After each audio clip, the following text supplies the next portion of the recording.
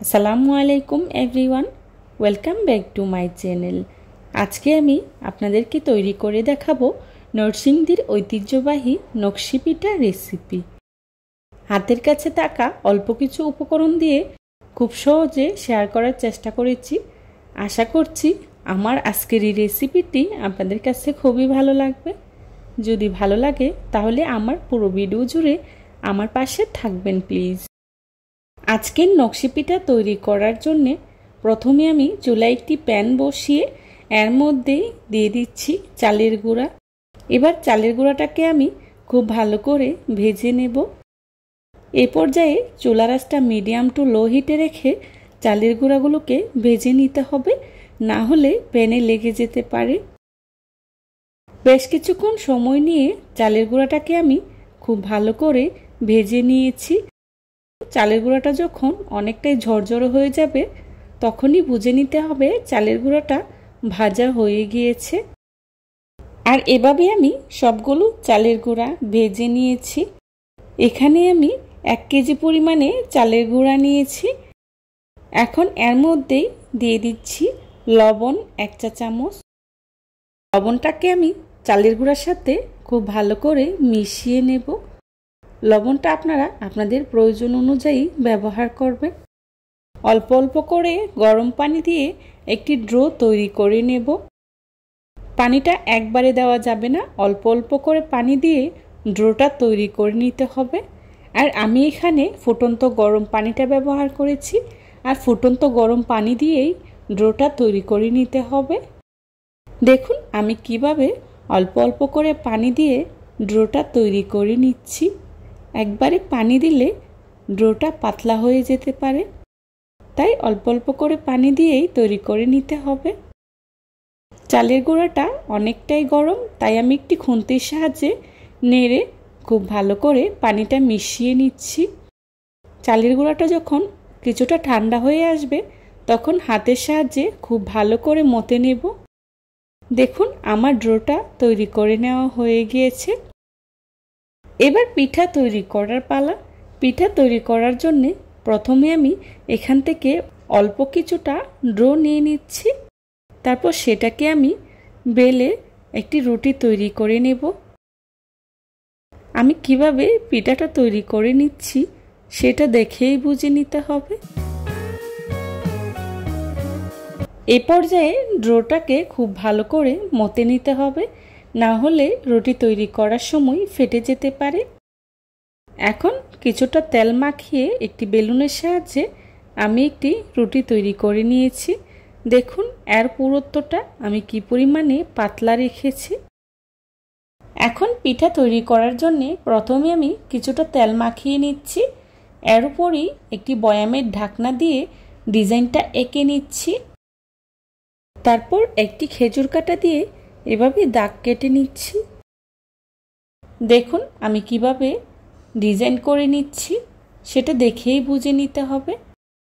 এবার একটি শন দিয়ে পিঠা তৈরি করে নিচ্ছি।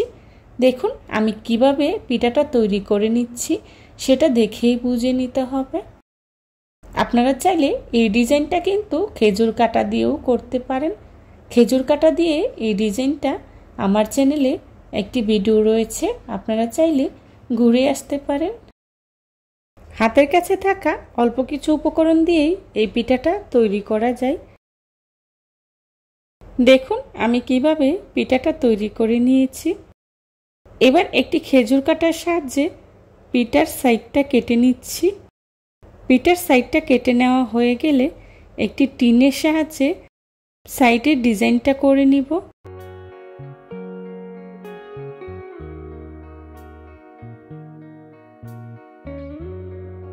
সাইড দিয়ে ডিজাইন করার জন্য একটি টিনকে এভাবে বাঁকা করে নিয়েছি। দেখুন কিভাবে ডিজাইনটা তৈরি করে নিচ্ছি। নকশি পিঠার ডিজাইনটা আপনাদের হাতের উপর নির্ভর করবে। আপনারা চাইলে যে কোনো ডিজাইন এঁকে পিঠাটা তৈরি করে নিতে পারবেন। আমার একটি পিঠা তৈরি করে নেওয়া হয়ে গিয়েছে। আর পিঠাটা দেখুন দেখতে কতটা সুন্দর হয়েছে। আরও একটি পিঠা তৈরি করে দেখাচ্ছি। দেখুন আমি একটি বয়ামের ঢাকনা দিয়ে কিভাবে ডিজাইনটা এঁকে নিয়েছি। তারপর শনের সাহায্যে এভাবে পিঠাটা তৈরি করে নিচ্ছি। এই পিঠাগুলো তৈরি করা যেমন সহজ, খেতেও কিন্তু অনেক মজার হয়। এই পিঠাগুলো অনেকটাই মচমচে এবং ক্রিস্পি হয়। এই পিঠাগুলো একবার তৈরি করে আপনারা সারা বছর জুড়ে খেতে পারবেন। দেখুন আমি কিভাবে তৈরি করে নিচ্ছি।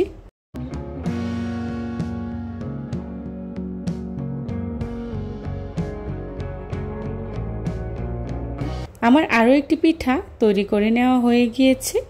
এখন একটি টিনের সাহায্যে পিঠার সাইডটা ডিজাইন করে নিচ্ছি।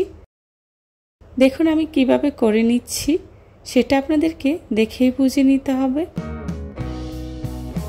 এবার একটি শনের সাহায্যে সাইডটাকে আমি ডিজাইন করে নিচ্ছি।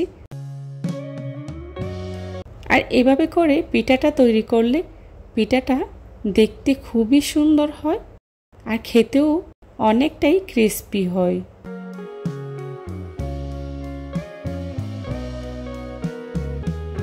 আমার আরও একটি পিঠা তৈরি করে নেওয়া হয়ে গিয়েছে। আমি পিঠার সাইডটা টিনের সাহায্যে কিভাবে কেটে নিচ্ছি আর একটি শনের সাহায্যে সাইডটা ডিজাইন করে নিচ্ছি।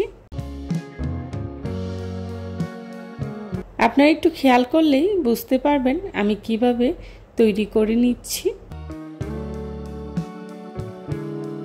এবার আমি আপনাদের সাথে আরও একটি পিঠা তৈরি করে দেখাচ্ছি।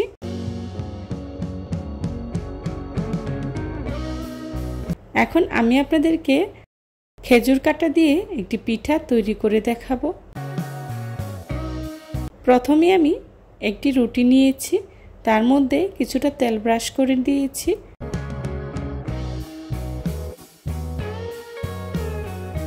তার উপরে একটি বয়ামের ঢাকনা দিয়ে ডিজাইনটা এঁকে নিয়েছি।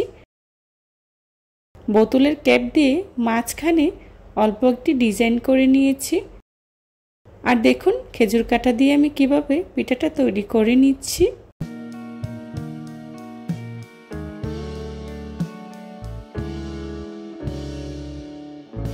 আর এভাবে আমি আরও একটি পিঠা তৈরি করে নিয়েছি। আমার সবগুলো পিঠা তৈরি করে নেওয়া হয়ে গিয়েছে। এখন পিঠাগুলোকে আমি আপনাদের সাথে তেলে ভেজে শেয়ার করব। আপনারা চাইলে তেলে ভেজে পিঠাগুলোকে গুড়ের অথবা চিনির শিরায় ভিজিয়ে নিতে পারেন। আমি আজকে আপনাদের সাথে চিনির শিরায় ভেজানোটা শেয়ার করছি না। দেখুন পিঠাটা দেখতে কতটা সুন্দর হয়েছে। পিঠাগুলোকে তেলে ভাজার জন্যে চুলায় একটি প্যান বসিয়ে পরিমাণ মতো তেল গরম করে নিয়েছি।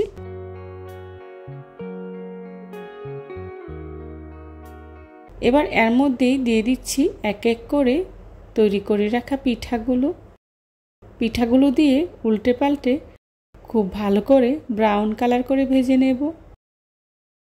আমার পিঠাগুলো ভেজে নেওয়া হয়ে গিয়েছে। এবার একটি স্ট্রেনারের সাহায্যে তেলটা ঝরিয়ে চুলা থেকে নামিয়ে নিচ্ছি। দেখুন পিঠাগুলো দেখতে কতটা লোভনীয় হয়েছে আর খেতেও কিন্তু ভীষণ মজার হয়েছিল। যারা এতক্ষণ ধৈর্য সহকারে আমার ভিডিওটি দেখেছেন তাদেরকে জানাই অসংখ্য ধন্যবাদ।